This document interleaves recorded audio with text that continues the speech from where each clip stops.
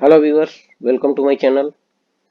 आज के वीडियो में हम बात करेंगे बुक्स एंड ऑथर्स टॉपिक पर, क्योंकि सामान्यतः सभी प्रतियोगी परीक्षाओं में इस विषय पर प्रश्न पूछे ही जाते हैं और सामान्य ज्ञान के साथ साथ इंडियन हिस्ट्री के स्टूडेंट्स के लिए बहुत ही उपयोगी सिद्ध होगा।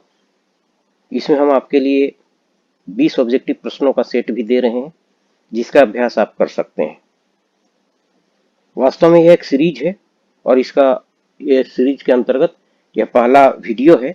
इसका नाम हमने दिया है रचना विस्तार। रचना विस्तार इसलिए हम कह रहे हैं क्योंकि इसमें केवल हम पुस्तक और उसके लेखक का नाम ही नहीं जानेंगे, बल्कि उसके संदर्भ में परीक्षाओं में पूछे जाने वाले फैक्ट्स जो आते हैं उसके बारे में भी हम चर्चा करेंगे। तो आइए शुरू करते हैं। आज के इस वीडियो में हम मुख्य रूप से वेद, उपनिषद, पुराण, रामायण, महाभारत, पंचतंत्र, राजतरंगिणी, आनंद मठ और उसके अलावे गीतांजलि, अष्टाध्यायी, सिद्धांत शिरोमणि, हुमायूंनामा, वेल्थ ऑफ नेशंस, मिलिंद पन्ह और द डाइंग सिटीजन जैसी पुस्तकों पर चर्चा करेंगे। इसके संदर्भ में जो परीक्षाओं में प्रश्न आ सकते हैं और या पूछे गए हैं उसके संदर्भ में डिस्कशन करेंगे। तो आइए शुरू करते हैं। सबसे पहले वेदों के बारे में। वेद आर्यों के प्राचीनतम ग्रंथ है और इसे इसकी महानता और उपयोगिता के कारण मानव रचित न होकर ईश्वर प्रदत्त माना गया है। श्रवण परंपरा में सुरक्षित होने के कारण इसे श्रुति कहा गया है। अब एक प्रश्न आता है कि वेदों की संख्या कितनी है। तो मुख्य रूप से जो हम जानते हैं वेदों की संख्या 4 है। पहला ऋग्वेद, यजुर्वेद, सामवेद और अथर्ववेद। कुल 4 वेद हैं। पहला वेद ऋग्वेद है, दूसरा यजुर्वेद है, तीसरा सामवेद और चौथा अथर्ववेद। एक एक करके हम संक्षेप में चर्चा करेंगे और उन बिंदुओं को फोकस करेंगे जो परीक्षाओं में प्रश्न उससे संबंधित आते हैं। ऋग्वेद का रचना काल 1500 से 1000 बीसी का माना जाता है और यह 4 वेदों में सबसे प्राचीन है। ऋग्वेद में ऋग्वेद से संबंधित कई प्रश्न प्रतियोगी परीक्षा में पूछे जाते हैं। मुख्य रूप से हमें यह जानना है कि ऋग्वेद में यह ऋग्वेद एक ब्राह्मण साहित्य है, प्राचीनतम ब्राह्मण साहित्य है। इसके संदर्भ में हमें जानना है कि कुछ मंडल हैं। इसमें ऋग्वेद में मंडल दिए गए हैं। संपूर्ण ऋग्वेद में 10 मंडल है। इसमें से 2 मंडल बहुत ही महत्वपूर्ण है परीक्षाओं की दृष्टि से। पहला है ऋग्वेद में 7वां मंडल है। इसमें 7वें मंडल में 10 राज्य युद्ध का वर्णन किया गया है। यह युद्ध सुदास और भरत वंश के सुदास जो भरत वंश के राजा थे उनके और अन्य 10 राजाओं के बीच हुआ था। यह युद्ध परशुनी यानी रावी के तट पर हुआ था, जिसमें सुदास की विजय हुई थी। इसमें एक प्रश्न आता है कि दशराग युद्ध का उल्लेख किस ऋग्वेद के किस मंडल में है। तो आपको पता होना चाहिए यह 7वें मंडल में है। और दूसरा प्रश्न आता है किसके किसके बीच यह दशराग का युद्ध हुआ था। तो सुदास और 10 अन्य राजाओं के बीच हुआ था। तीसरा प्रश्न एक बनता है, वह है कि इस युद्ध में किसकी विजय हुई थी। तो अभी हमने बताया यह युद्ध सुदास जो भरत वंश के राजा थे उसमें विजय हुए थे, इस युद्ध में विजयी हुए थे और यह युद्ध परशुनी नदी के तट पर हुआ था। इस तरह से ये कई प्रश्न बनते हैं जो आपको याद रखना है, परीक्षा की दृष्टि से बहुत ही महत्वपूर्ण है। एक और मंडल है इसमें जो जिससे संबंधित प्रश्न अक्सर पूछे जाते हैं, 10वां मंडल है। 10वां मंडल ऋग्वेद का जो है वह पुरुष सूक्त के नाम से जाना जाता है। पुरुष सूक्त के नाम से जाना जाता है। इसमें एक बहुत ही महत्वपूर्ण बिंदु आता है जो गायत्री मंत्र के संदर्भ में है। एक प्रश्न यह बनता है कि ओम भूर्भुवः स्वः तत्सवितुर्वरेण्यम भर्गो देवस्य धीमहि धियो न प्रचोदयात्। यह गायत्री मंत्र है। यह कहाँ से लिया गया है। तो यह आपको पता होना चाहिए, ऋग्वेद से लिया गया मंत्र है। तो इस तरह से कई प्रश्न बनते हैं और हमें उसको परीक्षा की दृष्टि से याद रखना है। पुरुष सूक्त में 4 वर्णों की उत्पत्ति का भी वर्णन है। इसके साथ ही ऋग्वेद में कई नदियों का उल्लेख है। मुख्य रूप से सिंधु नदी, गंगा नदी, यमुना नदी और परुष्णी नदी और सरस्वती नदी, इन नदियों का उसमें उल्लेख है। एक बहुत ही महत्वपूर्ण बिंदु इसमें बनता है, एक प्रश्न बनता है कि ऋग्वेद में नदीतमा किस नदी को कहा गया है। तो इसका उत्तर है कि ऋग्वेद में सरस्वती नदी को नदीतमा यानी पवित्र नदी की संज्ञा दी गई है। इस तरह से कई प्रश्न बनते हैं जो आपको परीक्षा की दृष्टि से इंपॉर्टेंट है, आपको याद रखना है। दूसरा वेद आता है ऋग्वेद, सॉरी, दूसरा वेद है यजुर्वेद। यजुर्वेद कर्म कांड प्रधान था। इसके बारे में हमें एक महत्वपूर्ण तथ्य याद रखना है। इसमें राजसूय यज्ञ, वाजपेयी यज्ञ और अश्वमेध यज्ञ की चर्चा की गई है। तो एक प्रश्न यह बनता है कि अश्वमेध यज्ञ की चर्चा या उसका उल्लेख किस वेद में है। तो यह है यजुर्वेद में इसका उल्लेख आया है। तीसरा सामवेद। सामवेद का साम का अर्थ है संगीत यानी गान। तो इसमें यज्ञ के अवसरों पर गाए जाने वाले मंत्रों का संग्रह है। सामवेद को भारतीय संगीत का जनक माना जाता है। यह बहुत ही महत्वपूर्ण बिंदु है। परीक्षाओं में एक प्रश्न बनता है परीक्षाओं के लिए कि भारतीय संगीत का जनक किसे माना जाता है, किस वेद को माना जाता है। तो निश्चित रूप से इसका उत्तर है सामवेद। तो उसे आपको याद रखना है परीक्षा की दृष्टि से। नेक्स्ट है अथर्ववेद। इसमें एक प्रश्न बनता है, आयुर्वेद के सिद्धांतों का उल्लेख इसमें आता है अथर्ववेद में। तो प्रश्न बनता है कि आयुर्वेद के सिद्धांतों का उल्लेख किस वेद में है। तो इसका उत्तर है अथर्ववेद। यह आपको याद रखना है परीक्षाओं में की दृष्टि से। नेक्स्ट आते हैं उपनिषद। उपनिषद वेदांत दर्शन के आधार हैं। इसके अंतर्गत ईश, केन, कठ, प्रश्न और मुंडक आदि महत्वपूर्ण है। उपनिषदों को 1000 से 500 बीसी का माना गया है। क्योंकि ये वेदों के अंतिम भाग होने के कारण इन्हें वेदांग कहा गया है। उपनिषदों में सबसे महत्वपूर्ण हमारे लिए है परीक्षा की दृष्टि से मुंडक उपनिषद।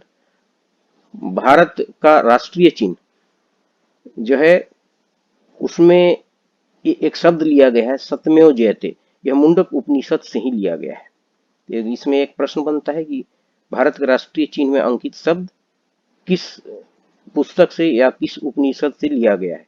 निश्चित रूप से इसका उत्तर होगा मुंडक उपनिषद। सत्यमेव जयते यह भारत का राष्ट्रीय आदर्श वाक्य है। इसका अर्थ है सत्य की विजय होती है। नेक्स्ट है पुराण। पुराणों की संख्या 18 बताई जाती है। ये धर्म, इतिहास, कथा और परंपरा के मिश्रण है। 18 पुराणों में कुछ महत्वपूर्ण पुराण है, मत्स्य पुराण, ब्रह्म पुराण, पद्म पुराण आदि।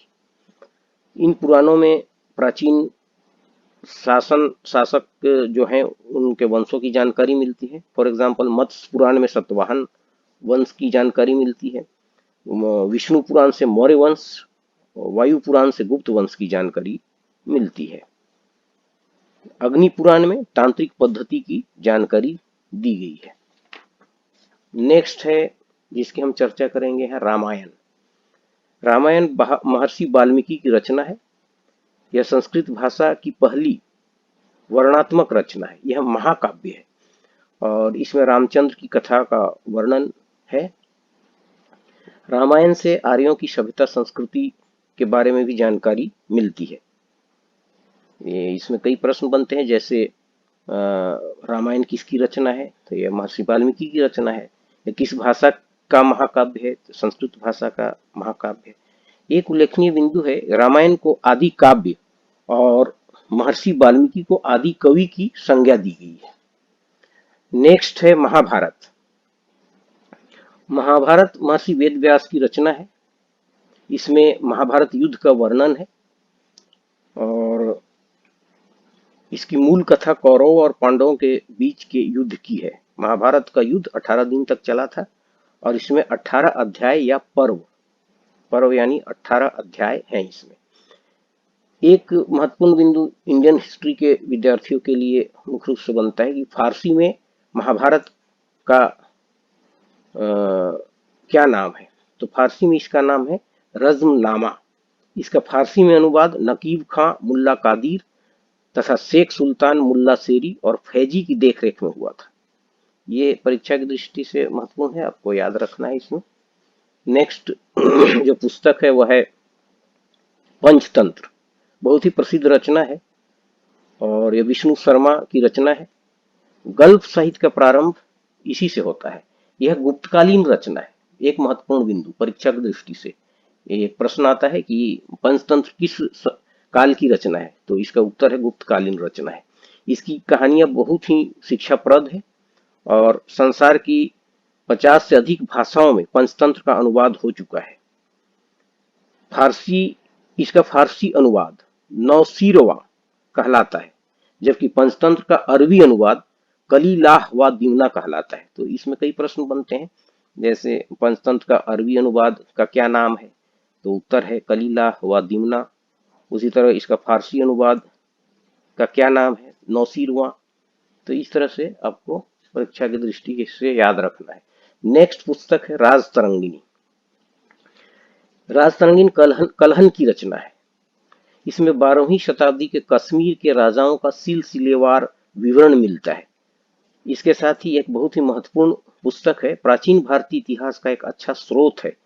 उल्लेखनीय है कि यह भारतीय इतिहास का पहला प्रामाणिक ऐतिहासिक ग्रंथ है और राजतरंगिणी में कई ऐतिहासिक तथ्यों का उल्लेख है। जैसे राजतरंगिणी से पता चलता है कि पहले कश्मीर का नाम ब्रह्मा के पुत्र ऋषि मरीच के पुत्र कश्यप मेरु के नाम से विख्यात था। 19वीं शताब्दी में ओरल स्टीन नामक अंग्रेज ने राजतरंगिणी का अंग्रेजी में अनुवाद पंडित गोविंद कौल से कराया था। राजतरंगिणी की रचना काल 1147 से 1149 तक का माना जाता है। शाब्दिक दृष्टि से इसका अगर हम ये करें विश्लेषण, तो राजतरंगिणी का शाब्दिक अर्थ होता है राजाओं की नदी, तरंग, जिसका भावार्थ होता है राजाओं का इतिहास या समय प्रवाह। तो इस तरह राजतरंगिणी से कई प्रश्न बनते हैं, परीक्षा की दृष्टि से आपको याद रखना है। नेक्स्ट पुस्तक है, महत्वपूर्ण पुस्तक है, परीक्षाओं में कई बार प्रश्न पूछे जाते हैं, आनंद मठ।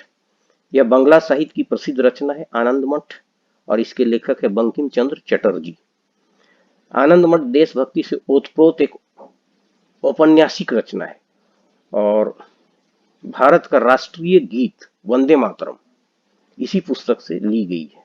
यह बहुत ही महत्वपूर्ण प्रश्न बनता है इस पुस्तक से के संदर्भ में, भारत का राष्ट्रीय गीत वंदे मातरम किस पुस्तक से ली गई है, तो उत्तर निश्चित रूप से है आनंद मठ, आपको याद रखना है।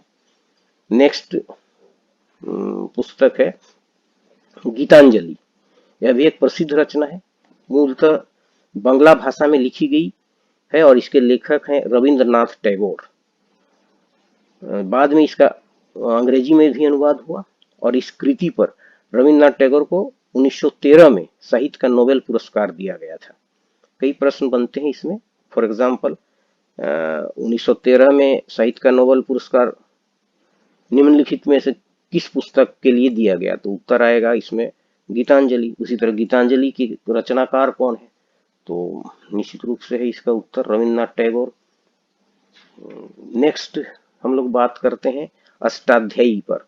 अष्टाध्यायी एक व्याकरण ग्रंथ है, पाणिनि की रचना है। पाणिनि नामक विद्वान ने इस पुस्तक की रचना की और यह एक व्याकरण ग्रंथ है। यह संस्कृत की पुस्तक है और 8 अध्यायों वाली पुस्तक है। नाम से भी इंडिकेशन इसका मिलता है, पता चलता है कि यह 8 अध्यायों वाली पुस्तक है। इसमें एक अध्याय में 400 यानी कुल 3200 सूत्र दिए गए हैं।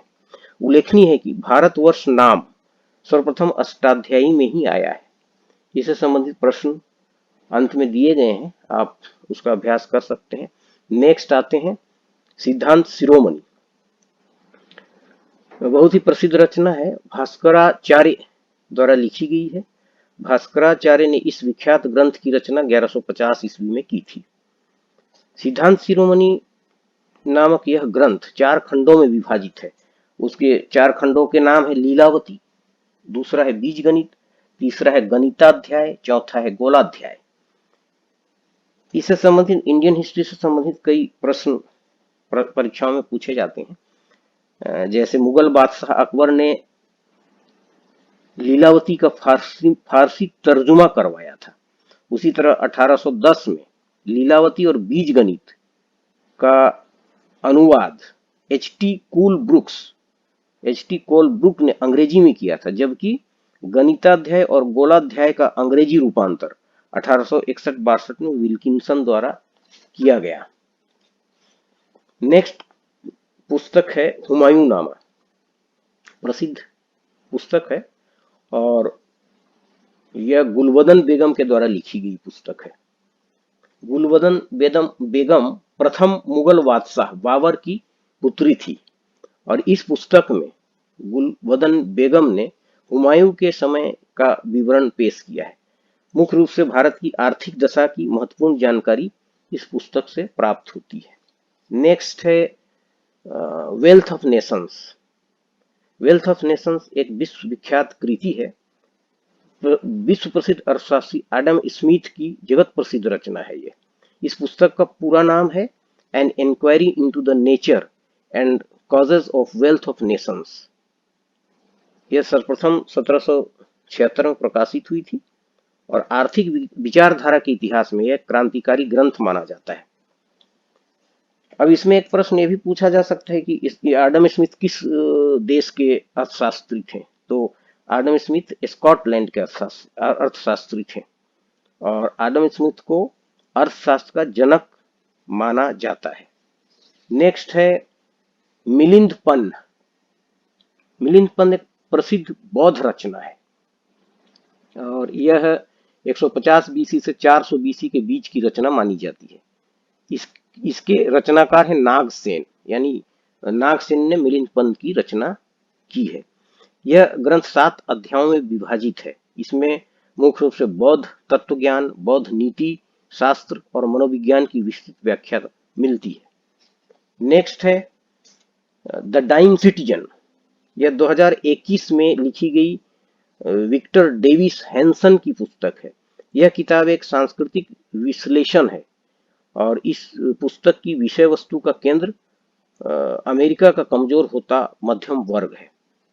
तो इस तरह आज के इस वीडियो में 15 पुस्तकों के बारे में हमने चर्चा की है और इस वीडियो में जिन 15 रचनाओं के बारे में डिस्कस किया गया है उनसे संबंधित 20 प्रश्नों का सेट अगले वीडियो में आप देख सकते हैं। ये प्रश्न प्रतियोगी परीक्षाओं की दृष्टि से काफ़ी उपयोगी सिद्ध होंगे।